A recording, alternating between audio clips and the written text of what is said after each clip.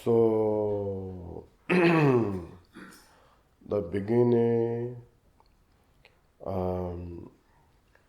the motivations, checking the motivation is very important for the Dhamma study, Dhamma practice. Firstly, on the Zoom people, can you hear properly? Or you can just feedback if you don't hear things, please. So, Great Dakpa Rinpoche, that he mentioned, the most important for enlightenment or enlightenment path is the generate Bodhicitta mind. Generate Bodhicitta mind. So generally the Bodhicitta mind is that the compassionate and wisdom. Like component of these two, we call Bodhicitta mind, a genuine Bodhicitta mind. And for very beginners, I think our compassion is very weak. Compassion is very weak, and our wisdom is even more weaker. So, it's genuine Bodhicitta is very difficult. However, still we could think that, I will practice for benefit of sentient beings, benefit of these sentient beings, whoever close to you. I try to be practice and for enlightenment because of all these sentient beings. So Shantideva, that limitless of sentient beings, or he says that the sky is limitless. Likewise, sentient beings are limitless. And as there is the sentient beings, there is negative emotions. As there negative emotion, and there is suffering. So, this limitless of sentient beings has connected with us, and he mentioned that every sentient beings, it has been our parents.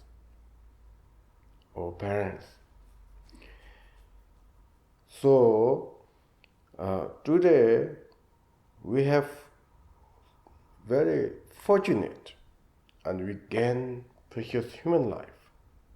We have able to read such profound teachings. We have such possible that we are thinking of such profound teachings. And that many of our mother sentient beings, there is no able to do these things. Unable to do these things. So in that case, we are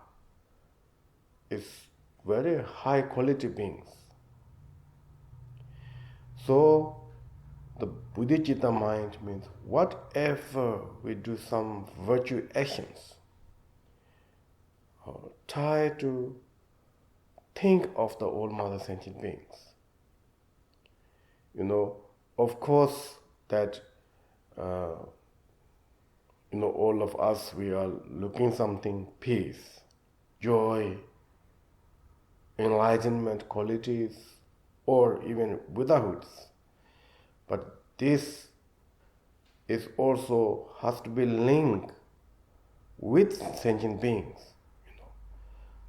I think without anybody may possible that we cannot be really enlightenment or joy or such things. So action of the enlightenment, any of the action of enlightenment, actually it very much dependent on the others, and as well as also if you're thinking of the in most of these Kadampas teachings or Sutra teachings says that remembering of every sentient beings as our single mother, and who gives us such really love, care, all this, such kindness. And now, time for the rewards. We cannot forget. We cannot, kind of abandon of these all sentient beings.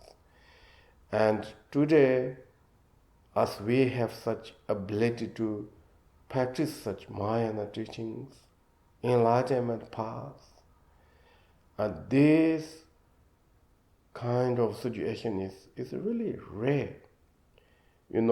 I think when you are listening teachings or when we study something, maybe we cannot think or thinking of the all mother sentient beings, or this is because of all mother sentient beings.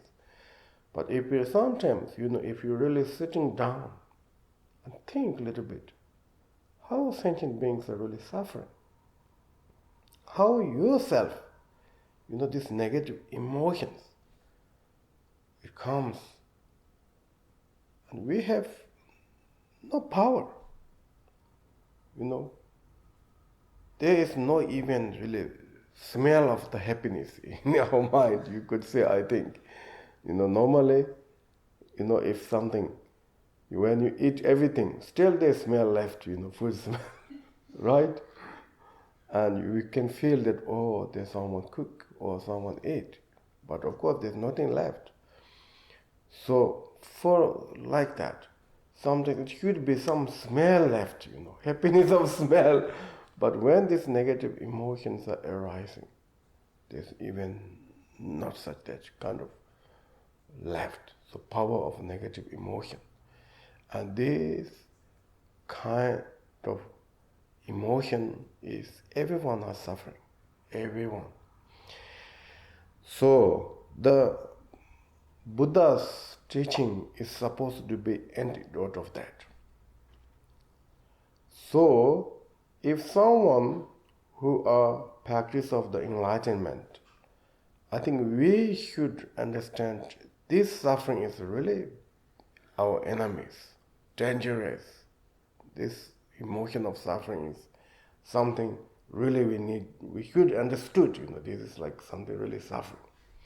So when we understand that, I think then maybe we could think of others also.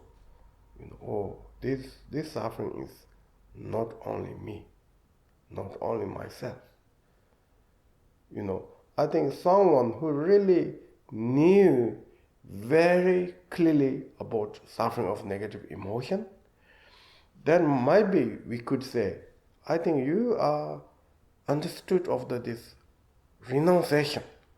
We talk about renunciation. The renunciation means, generally, they're speaking, renunciation means someone who understood truly suffering of samsara. That is we call renunciation. I really be free from that because this is suffering. So when we speaking, samsara is suffering. And of course, the imagine maybe you can thinking of all sentient beings and all these samsaras. That is one thing. But other hands, if we really understood that our own negative emotion is really suffering, this brings suffering. If we understood this very well, such that desire brings suffering, anger, ignorance, and this makes us suffering. We could feel it very well, right? And someone who knows this truly, perfectly, you have renunciation.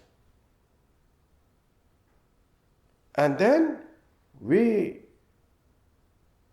once we know that very well, I think you can understand of other problems very well also. But today, you know that if someone angry or something, and we don't kind of realize their situations. We don't really kind of realize of the power of the negative emotions. This is maybe lack of also to understand of our own situation very well.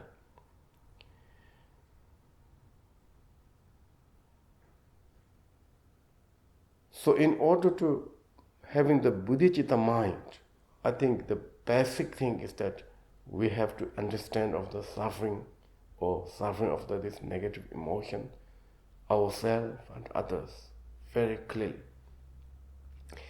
And then that we try to find something for free from this.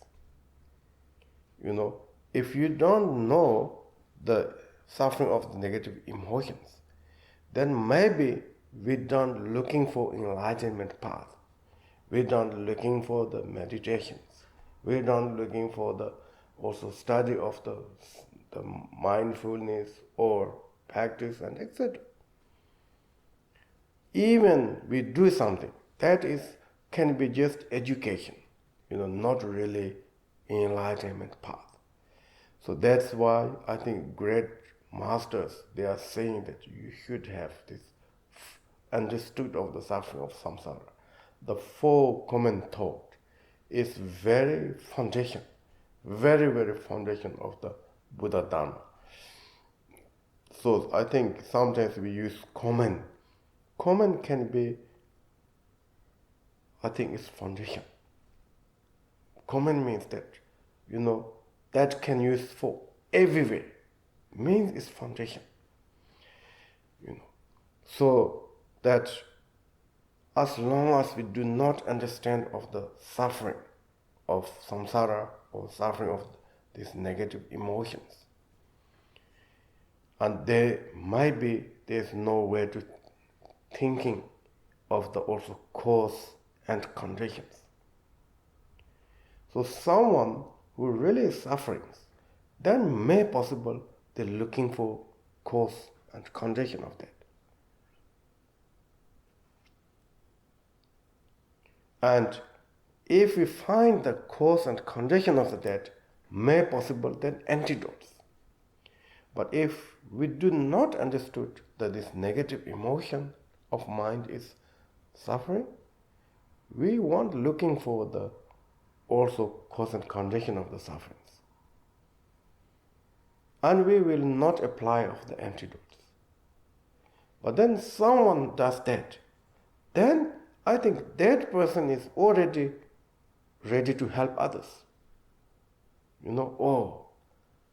I have same problems and I found some kind of, methods you could apply. They could apply, etc. So therefore, the common thoughts of these what's called four common thoughts are very of the foundation of Mahayana teachings, Vajrayana teachings, even the great profession teachings. So here, the beginning of the listening teachings, we should have something to think of our own negative emotion in order to generate of the bodhicitta mind. As I mentioned, to this, for common thought is foundation of the everything. So therefore, in order to have generated bodhicitta mind, we should truly understood of the suffering of samsara ourselves. And from there, we need to generate it. And from there, rest the compassion. From there, rest the wisdom, which try to hear of the antidote of this cause and condition of the sufferings. So knowing of the suffering, knowing of the cause of suffering, and knowing of the antidote of that cause of suffering, and this is really wisdom. You call that is the wisdom. And as long as we have these things, and then compassion or hearing or support to others are, I think naturally it will be there. So, therefore, for us who are claims Buddhist practitioner or claims to study of the Mahayana teachings, Vajrayana teachings, then I think this basic important knowledge, experience is very necessary. So please thinking searching, particularly when you are very happy, when you are perfect time, we need to think these teachings. That time you could think of the suffering of samsara. You could think of the also cause and condition of suffering. You could think also a little bit, antidote of these things. And when you have already suffering, then that moment, I think, try to, forget it. It's better than thinking of what should I apply and so on and so forth. So, beginning of the teachings, the motivation is very important.